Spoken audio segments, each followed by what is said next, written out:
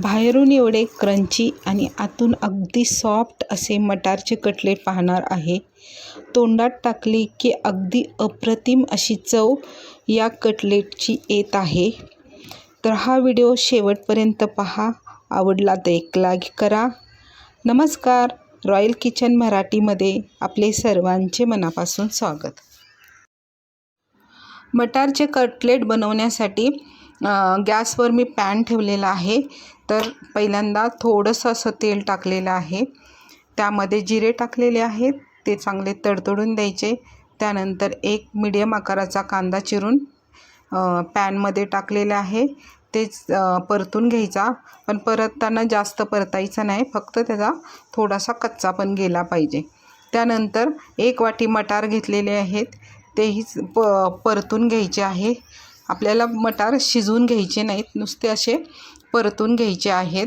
थोडंसं असं वाफवून घ्यायचे आहेत. त्यानंतर 1-2 मिनटं झाकण ठेवून वाफवून घ्यायचे. 2 मिनटं झालेले आहेत. आता हे बघा, अशा पद्धतीने मटार आणि कांदा परतून घ्यायचा. त्यानंतर गॅस बंद करून टाकायचा. थोडंसं थंड करून मिक्सरचं एक भांडं छोटं घ्यायचं आणि त्यामध्ये हे मिश्रण टाकायचं आणि मिक्सरला ग्राइंड करून घ्यायचा. हे बघा, अशा पद्धतीने ग्राइंड करायचा. म्हणजे जास्त आपल्याला बारीक नाही करायचा, मीडियम असा दरदरा असा मटार मिक्सरमध्ये वाटून घ्यायचे. त्यानंतर 4 बटाटे घेतलेले, ते आपण आता खिसून घ्यायचे आहेत. आता कटलेट बनवण्यासाठी ब्रेड क्रम्स लागतो, त्यासाठी मी 4 फ्रेश ब्रेड घेतलेले आहेत. आता एकावर एक स्लाईस ठेवून त्याच्या साईडच्या कटा चाकूने कट करत आहे.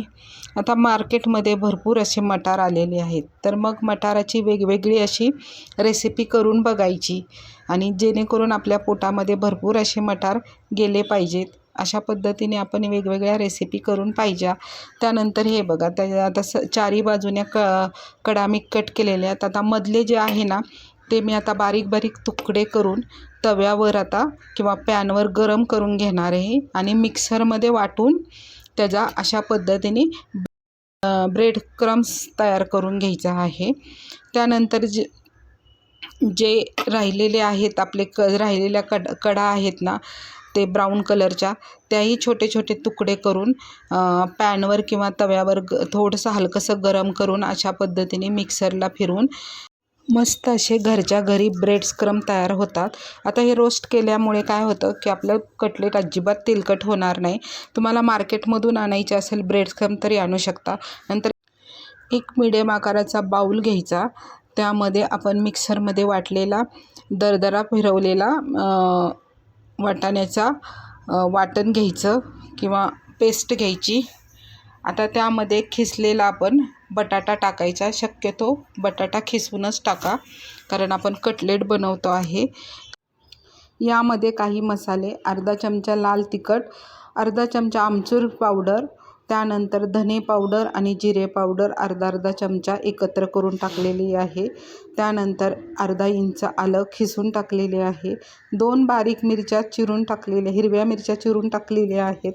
त्यानंतर पाव चमचा गरम मसाला आणि पाव चमचा हळद. आता त्यामध्ये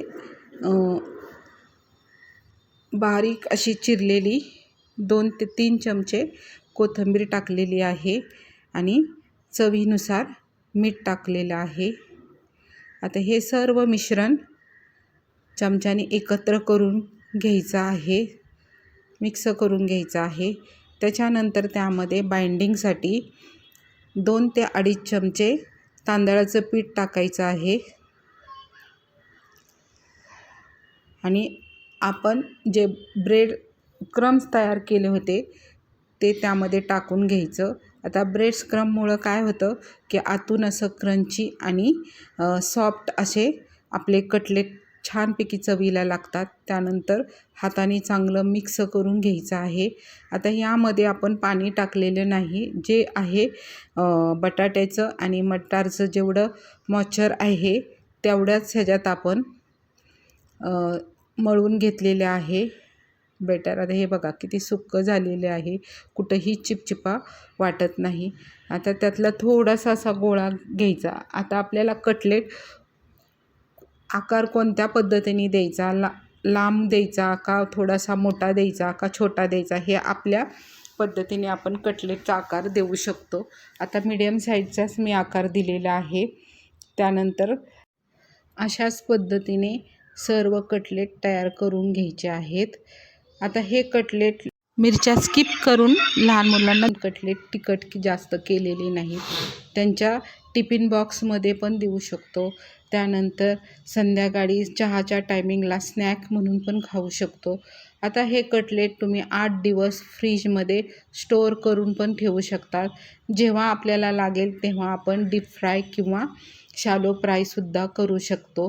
आता अशा पद्धतीने आपण सर्व कटलेट तयार करून घेतलेले आहेत. आता हे बघा इतके मस्त झालेले आहेत. त्यानंतर एक छोटासा बाऊल घ्यायचा, त्यामध्ये 2 चमचे तांदळाचं पीठ टाकायचं आहे आणि त्यामध्ये पाणी टाकून त्याचा एक घोल तयार करून घ्यायचा आहे.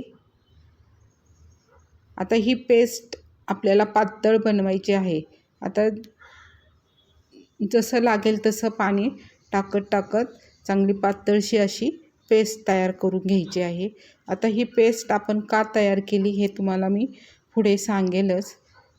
हे बघा अशा पद्धतीने त्याची कन्सिस्टन्सी ठेवायची. आता ही तांदळाची पेस्ट आपल्याला कटलेटला कवर करण्यासाठी कटलेट घ्यायचं, त्या घोलमध्ये बुडवायचं आणि आपण जे ब्राऊन ब्रेड स्क्रम तयार केलं आहे ना, त्यामध्ये ते घोलून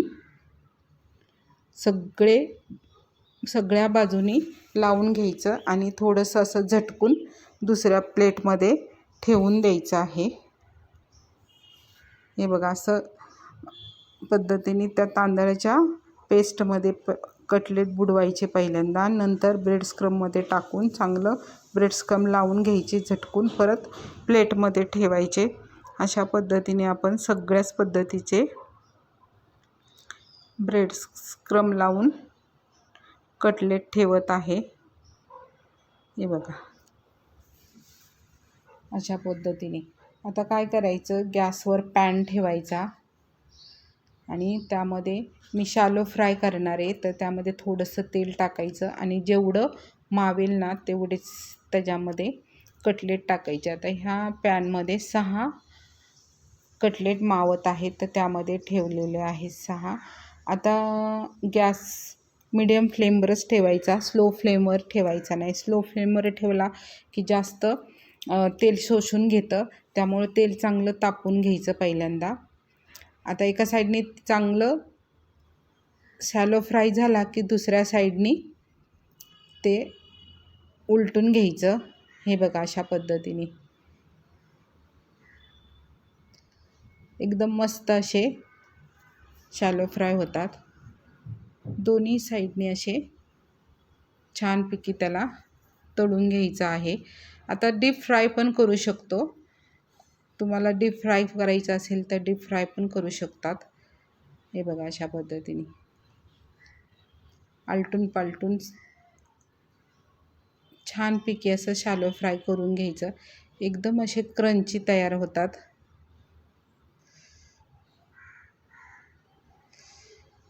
हे बघा अशा.